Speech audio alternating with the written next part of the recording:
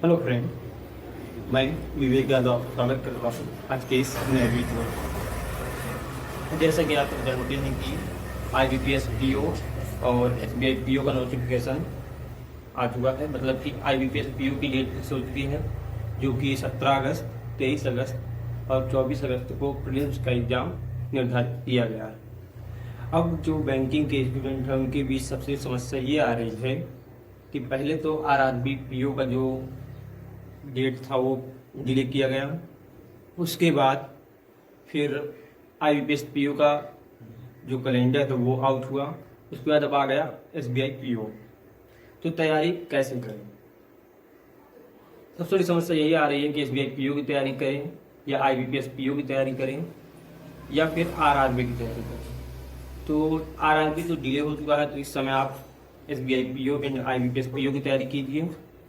तो IBPS PO and जो SBI PO है, इसका जो सिलेबस है वो लगभग 95% सेम है। जैसे उसमें भी यही इंग्लिश, मैथ, रीजनिंग और GA जो मेंस में आती है वो पूछ जाता है। बस जो क्वेश्चन ऑफ जो लेवल रहता है मतलब डिफिकल्टी का, वो हल्का सा इंक्रीज हो जाता है। तो इसमें जो इस बार आज का जो प्लान है, स्टडी प्लान, मैं आपको बताऊंगा कैसे हम ये दो SBI PO और IBPS PO की एक साथ तैयारी कैसे कर सकते हैं। इसमें 3 प्रकार के स्टूडेंट रहते हैं। जो पहले है एकदम बिगनर, दूसरा ऐसे होते हैं जिनका सिलेबस कंप्लीट हो चुका है लेकिन उनकी प्रैक्टिस नहीं है, और तीसरे ऐसे स्टूडेंट हैं जो कि रिपीटर्स हैं। तो सबसे पहले मैं बात करूँगा जो बिगनर्स हैं, जिनका सिलेबस ही कंप्लीट नहीं है। पहले मैं उनकी बात यही करूँगा कि वो SBI PO का एग्ज़ाम फिल ना करें। अगर करना है तो वो सिर्फ चेक करने के लिए या फिर पैटर्न चेक करने के लिए दे सकते हैं, क्योंकि उनका जो सिलेबस ही कंप्लीट नहीं है तो एग्ज़ाम क्वालिफाई कैसे करेंगे, क्योंकि SBI PO बहुत ही एग्ज़ाम नहीं होता। सबसे पहले यही है कि वो जाकर इस सिलेबस कंप्लीट करें। किसी टीचर से कंप्लीट कर सकते हैं या फिर सेल्फ से भी कंप्लीट कर सकते हैं यूट्यूब से। तो जैसे मैं आपको सजेशन देता हूँ कि यूट्यूब चैनल कि कौन कौन से फॉलो कर सकते हैं। जैसे मैथ के लिए कैरियर डिफाइनर में कौशिक सर पढ़ाते हैं, वहाँ से आप उनकी जो 1 चैप्टर है वहाँ से आप कंप्लीट सिलेबस कर सकते हैं। दूसरा जैसे है आशीष अरोड़ा सर हैं, मैथ में स्टडी फाइन उनका यूट्यूब चैनल है। तीसरे है जैसे हर्षल अग्रवाल सर, तो मैथ के लिए आप उनको फॉलो कर सकते हैं। उसके बाद बात आती है इंग्लिश की। इंग्लिश के लिए आप सबसे पहले एडिटोरियल रोज लगाइए। एडिटोरियल के लिए आप फॉलो कर सकते हैं निमिषा बंसल मैम या फिर अनुभव सर को। अनुभव सर जो कि अड्डा 24/7 में पढ़ाते हैं। और अगर सेल्फ से करना है तो एक आता है इंग्लिश माध्यम, टेलीग्राम में चैनल है, उसमें जाकर आप उसको सब मतलब कि फॉलो कर लीजिए, जो डेली आपको एक PDF सेंड करता है। उसमें लगभग 25 क्वेश्चन रहते हैं, उसको कंप्लीट कीजिए। उसके बाद बात करते हैं रीजनिंग की। रीजनिंग के लिए आप पुनीत सर को फॉलो कर सकते हैं या फिर अंकुश लामा सर या फिर स्टडी नीति में स्मृति सेठी मैम पढ़ाते हैं, उनको फॉलो कर सकते हैं।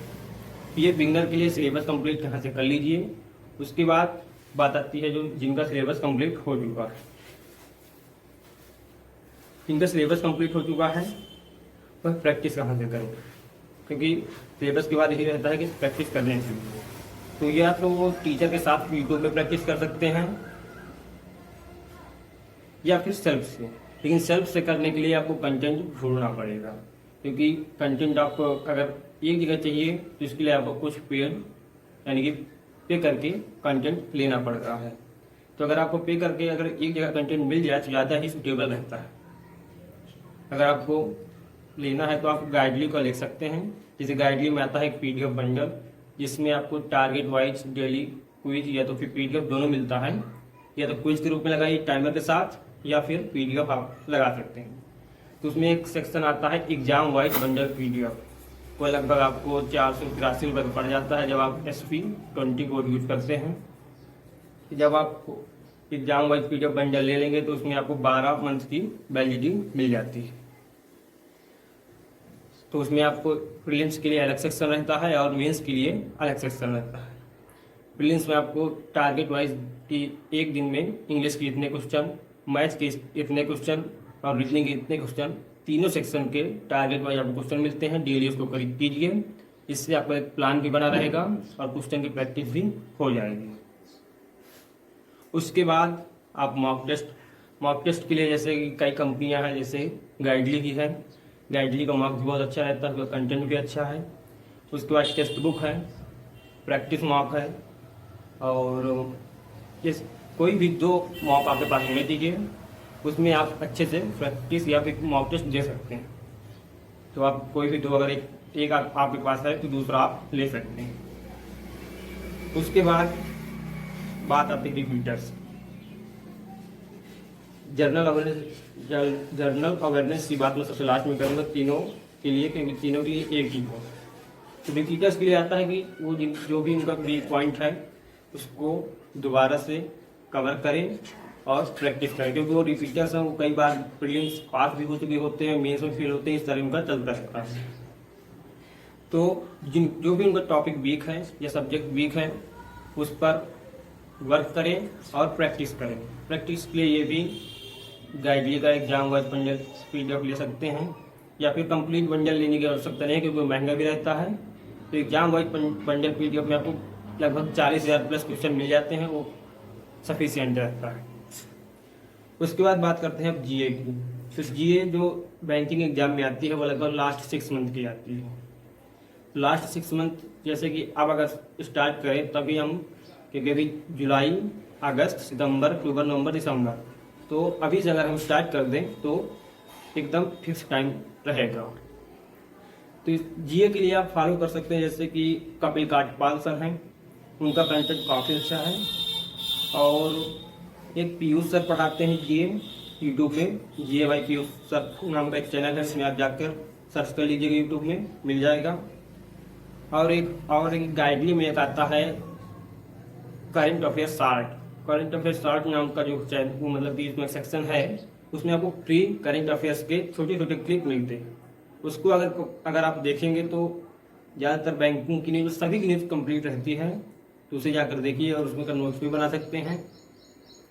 तो इस तरह आप अपना GA भी अपडेट कर सकते हैं। तो ये चारों सेक्शन का आप एक कंप्लीट तैयारी कीजिए और उसके बाद मॉक टेस्ट लगाइए। अभी आप मॉक टेस्ट 2-3 दिन में या 2 दिन में लगाइए। उसके बाद जैसे जैसे टाइम और पास आता है तो डेली आप मॉक टेस्ट लगाइए। और कंटेंट के लिए बता ही दिया है कि अगर आपको कंटेंट ढूंढना पड़ेगा तो बार बार टाइम बर्बाद होगा, इसलिए अगर एक जगह चाहते हो तो गाइडली का PDF बंडल जो कि एग्जाम वाइज बताया था 483 रुपये का पड़ता है, उसे ले सकते हो। तो यही स्टडी प्लान है। बार बार कोई वीडियो देखने से आपकी कोई स्ट्रेटजी नहीं बन सकती, इसलिए एक ही वीडियो को देखिए और उसके बाद आप अपने हिसाब से, अपनी कंडीशन के हिसाब से अपना स्टडी प्लान बनाइए। क्योंकि सब जो स्टूडेंट होते हैं सब अलग प्रकार के होते हैं, सबका स्टडी प्लान एक जैसा नहीं हो सकता, तो इसलिए दूसरे की बात सुनकर अपना स्वयं का बनाइए। Thank you.